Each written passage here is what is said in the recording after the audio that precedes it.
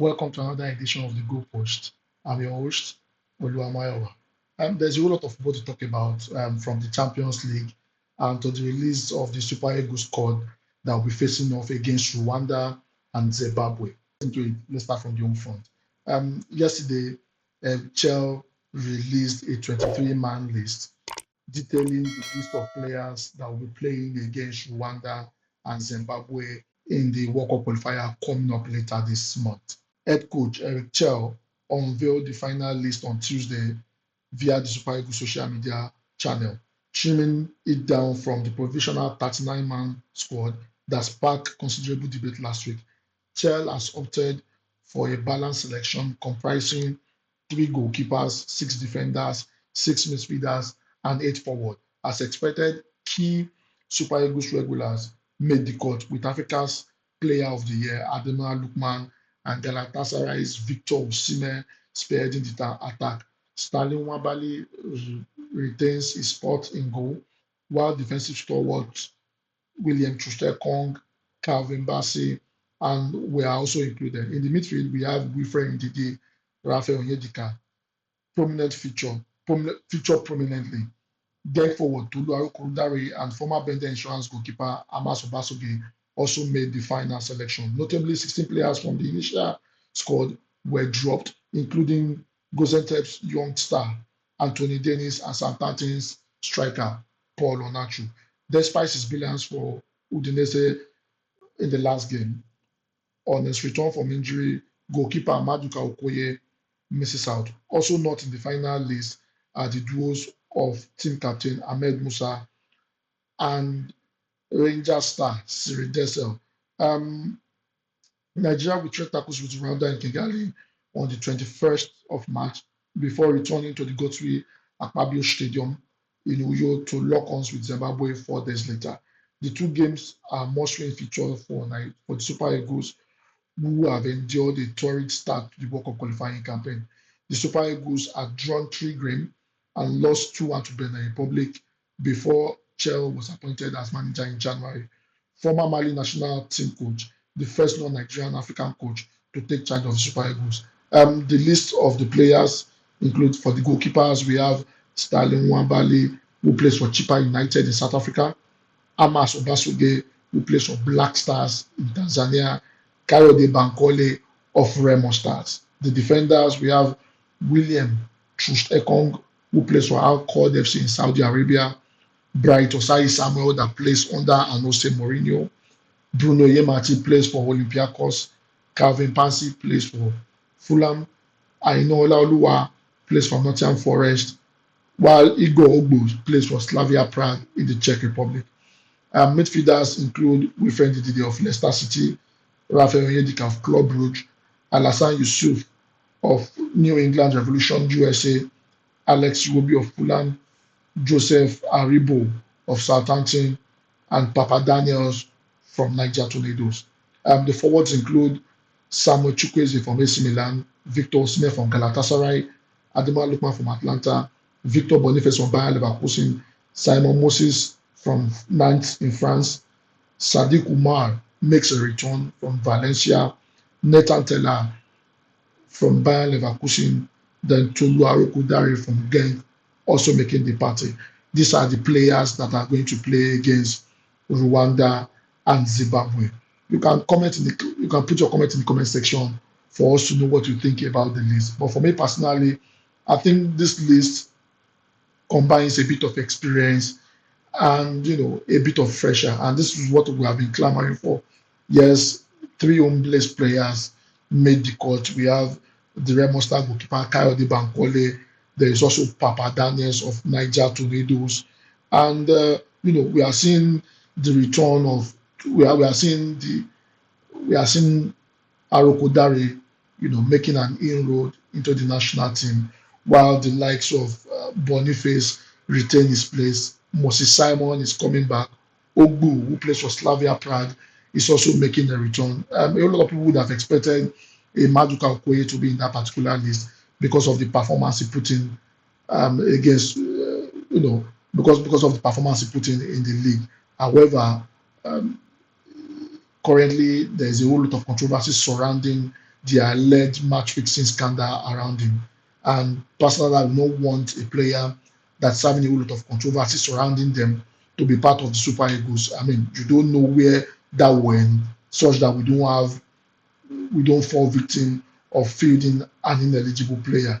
Also, Bruno Yemachi has been struggling with form in terms of injury. He has been struggling with injuries. However, he is back now, and it's a good one that we are seeing Bruno Yemachi back in the national team. Bright Osai Samuel has been very fantastic for Jose Mourinho's side. He has been very instrumental locking down the right hand side. I mean, if you look at the list, I think it's a good one, combining experience with some set of fresh leg. And this is the kind of things we need in the national team. For me, I would have expected probably not a Wilfred Ndidi in that particular team. A lot of people might say Wilfred Ndidi gives us an added advantage in the midfield, owing to the fact that he's currently playing as a box-to-box midfielder for Leicester City. However, his performance so far has not been that stellar. I don't think uh, I don't think Wilfred Ndidi deserve a slot in this particular team. But in any case, Chel knows what he's doing. I'm also happy. I'm also quite happy with the fact that Ahmed Musa did not make the cut. I mean, the social media was agog when the news broke that Chel was considering an Ahmed Musa. Ahmed Musa has not been part of the Super Eagles for a while now. So, I mean, not making the final list, I think is a good one. And it gives credence to those who has been putting in the work. So we look forward to those games, and we want to hope that the 23-man list will be able to deliver the result for us. Moving forward, switching gears, a whole lot of games were played in the Champions League yesterday. We saw an slot dumped out by PSG. I mean, that game was very fantastic. There's a particular Lamine Yamal that was also very, very fantastic in that particular game. Everything that Barcelona did went through a Yamin Lama. And at 17, Lamine Yamal is conquering Europe. I mean, this is somebody who has won the European Championship, and the performance he put in yesterday is an indication that winning the European Championship was never a fluke. Yamin Lama was very, very instrumental for Barcelona yesterday. FC Barcelona hosted Benfica at the Estadio Olimpico. The Catalan Giants secured a convincing 3-1 victory, advancing with an aggregate of a 4-1 with an aggregate of 4-1. The spotlight was on the 17-year-old sensation Lamine Yamal, who became the youngest player to both score and assist in a Champions League match. Yamin Lama, Rafinha opened the scoring, while Yamin Lama also scored a stunning goal. Rafinha added two more goals to seal the win, despite Benfica's spirited effort, including a goal by Otamendi that they were ultimately at class. Barcelona now awaits the quarterfinal opponent, either Borussia Dortmund or Lille. I think Rafinha is having a Ballon d'Or season, and with and a slot Liverpool dumped out of the Champions League. I think if Barcelona wins the Champions League this season, I think we will see Rafinha being crowned as the next Ballon d'Or winner. I mean, he was very fantastic in that particular game. However, the person that spearheaded everything was a Yamin Lama. Yamin Lama at 17, playing at the highest. I think Hansi Flick has got a hang of the Champions League. He has been able to turn the team around. Um, it shows that when Yamin Lama is not available, Barcelona struggles, and we see the same thing, and we saw the same thing yesterday. When Barcelona were struggling in the league, one of the few things that was noticed was because Yamin Lama was not available. I mean, it's very interesting to see how far Barcelona will probably go in this season's Champions League. And with the performance they are putting in so far, I think a lot of people have been tipping Barcelona to get to the Champions League final. And I think I want to agree with that because of the performance they've been putting in. They were able to blow Benfica out of the waters yesterday. In the first leg, they struggled a whole lot. And it took the intervention of Wojciechowski for them not to lose that particular match. Wojciechowski again proving that he's a very instrumental player for Barcelona. I mean, especially in the Champions League. With Ter Stegen out for the rest of the season, Moses Chesney, who joined Barcelona on a free transfer, has been very fantastic, and he put in, you know, a very fantastic performance yesterday. Switching gears, it seems is the battle in the battle of Germany. It seems Vincent Company has finally gotten one over um, Xabi Alonso. I mean, Xabi Alonso, since joining Bayern Leverkusen, has not lost any game to a Vincent Company. However, in the space of 1 week, we've seen Bayern Leverkusen, you know, lose to Bayern Munich scandalously. The first leg ended 3-0, and the second leg ended 2-0. However, in that particular game, I felt Harry Kane should have been given a penalty. I don't know what VAR was thinking in that particular game. I mean, Jonathan Tah, literally kicked Harry Kane to the floor, and I'm wondering what VAR was thinking about what VAR was thinking, not giving that as a clear penalty, or probably giving that as an obvious error for the referee to go to the monitor to be able to rectify that decision. Also, Jamal Musiala was very, very fantastic in that particular game. You see what he did to Grimaldo before laying that pass, and Jonathan Tah fouling Harry Kane. However, VAR decided that the tackle was not enough to earn Bayern Munich a penalty. Bayern Munich showcased their dominance over Bayern Leverkusen with a 2-0 win, completing a 5-0 aggregate triumph.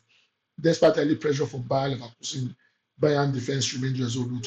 Joshua Kimmich's precise assist allowed Harry Kane to break the deadlock in the 52nd minute, effectively dampening Bayern Leverkusen. So Alphonso Davies added a second in the 71st minute to seal the victory. Goalkeeper Jonas Ubeg's stellar performance further cemented Bayern defensive might. Manager Vincent Kompany tactical acumen was evident as Bayern now prepares to face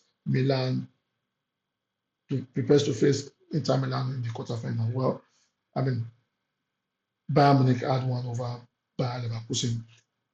It seems Xabi Alonso could not provide a valuable answer to what Vincent Kompany's men dished out. I was really impressed with how um, Bayern Munich lined up.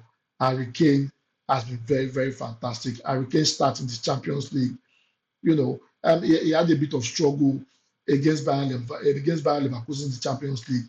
He ended a 4-goal drought. I mean, he scored in the last match, and he was also on the score sheet in this particular game. With the performance, I think Bayern Munich are beginning to show that they are not a pushover in Europe. However, the jury is still out on Vincent Kompany, owing to the fact that the team has been largely given an underwhelming performance, especially in the Champions League. But with this result, it seems Vincent Kompany has been able to get his reading, and he is able to get them to the next round. It's a good one for Bayern Munich getting to the quarterfinals, they'll be facing off with Inter in the next round of game. However, a whole lot of people still doubt the fact that a whole lot of people still doubt that Bayern, Vincent Kompany is the coach to take Bayern Munich to the next level in terms of him having the quality to be able to take Bayern Munich all the way. But as it is now, with giants like Liverpool being knocked out, I think Bayern Munich has a shouting chance in the Champions League, owing to the fact of the performance they put in the last in the last round. They outplayed Bayern Leverkusen in both legs. The first leg, they blew Bayern Leverkusen out of the waters. The same thing happened in the second leg, and we get to see how tactically balanced the team is. Switching gears to another interesting Champions League game, we saw an Inter Milan dominate their game against Feyenoord. I mean, Marcus Thuram has been in fantastic form. The goal he scored yesterday is a reminder of the kind of quality he possesses. Milan secured their spot in the quarterfinals with a 2-1 victory over Feyenoord at San Siro. resulting in a 4-1 aggregate scoreline. Marcus Thuram opened the scoring early on, setting the tone for the match. Although Feyenoord equalized with a penalty before halftime, Hakan Hakanoglu restored Inter's lead with a penalty of his own in the second half. Despite facing challenges, including injuries and suspension, Inter displayed resilience and tactical discipline kept their Champions League aspiration alive. I mean, Inter Milan has one of the revelations of this season. They post one of the best defenses in the Champions League this season, and you could see that in the fact that they are one of the teams that has considered, you know, that has considered less goals in this season's Champions League. A whole lot to be talked about in that particular game. Marcus Thuram was very, very fantastic. Marcus Thuram put in a man of the man performance, and it's a testament to the fact that if you if you get into a rhythm under a coach that gives you the opportunity to be able to flourish, you see the best of you. Marcus Thuram has been able to flourish under an Inzaghi, and he is rewarding the trust Inzaghi puts in him with the goals he's delivering. Um, I mean, Inter Milan gets to face off with the Bayern Munich, and that clash promises to be interesting. We close the Champions League talk with the game between PSG and Inter Milan. I mean, PSG outplayed. We closed out the Champions League talk with the game between PSG and Liverpool. Um, PSG outplayed Liverpool at home, and they are one of the teams that has been able to. They are one of the teams that have been able to overcome the attacking might of Liverpool this season, and they are one of the two teams that has been able to get the victory um, at Anfield. Yes, in that particular game, Alisson was in top form again yesterday. He was very instrumental in ensuring that the game dragged to the penalty, dragged to extra time, and ultimately penalties. Um, Luis Enrique showed that he is a master in the Champions League. He was able to tactically outwit and onslaught, and the way he set up his team, um, a Mo Salah, a Darwin Nunes did not have an opportunity to be able to do a whole lot in that particular game. I mean, Liverpool struggled, Liverpool struggled, PSG showed up and they were counted. Ousmane Dembele has been in scintillating form. When the Champions League season started, he was struggling with form, but with his performance from the later part of the Champions League, it shows how improved he has been. And Vitinha was very, very fantastic in that particular game. In a late biting encounter at Anfield, PSG edged out Liverpool in the penalty shootout thanks to the heroics of goalkeeper Gianluigi Donnarumma. An early goal from Ousmane Dembele leveled the aggregate score, leading to a tense match that culminated in penalty. Donnarumma's crucial save during the shootout propelled PSG into the quarterfinal, joining the likes of Barcelona, Inter, and Bayern Munich. But in any case, Gianluigi Donnarumma was very, very instrumental in that particular game. He pulled up a whole lot of saves, and he also pulled out saves in the shootout that guarantee that we will see a PSG in the quarterfinal. PSG has been one of the teams that always overpromise and under-deliver in Europe, but it seems with Luis Enrique being the gaffer of the team, it seems they are about to turn the corner. The performance was very, very fantastic. They outplayed Liverpool both in the first and the second leg, and they gave a good account of themselves. Vitinha running things in the midfield, Ousmane Dembele being a thorn in the flesh of Van Dijk, Alexander Arnold, and Konate. Also, we saw a Donnarumma that was fantastic in goal. This was a player that the Milan fans decided to print his face on the dollar bill, indicating that he betrayed them by leaving for PSG. However, he has grown with the PSG team, and he has been an integral part of the PSG team that's always delivering results. Is this an opportunity for PSG to be able to do something fantastic in Europe, well, they have a shouting chance at winning the UEFA Champions League, going to the fact that they've been able to knock out one of the best teams, and by doing that, they were able to outplay a Liverpool side in both legs. But in any case, we look forward to seeing what the quarterfinal will bring. It was interesting to see Luis Enrique jumping like a baby yesterday. With this blow dealt to Liverpool, a whole lot of people have said the only reason why Mohamed Salah will win the champion, will probably have a shot at winning the Ballon d'Or will be tied to the fact that if Liverpool wins the Champions League, with the Champions League out now, uh, does that mean that the Ballon d'Or aspiration of Mohamed Salah is also there? Well, I would like to put your comment in the comment section about what you think. Do you think Mohamed Salah, because Liverpool is knocked out of the Champions League, do you think he will not be able to win the Ballon d'Or this season, irrespective of the fact that they still have a shouting chance at winning the Premiership and also the Carabao and also the FA Cup on Sunday, also the Carabao Cup on Sunday rather. But in any case, let's get your comments and we'll get to take them in the next edition of the Goal Post. Thank you for watching. Have a wonderful day ahead of you.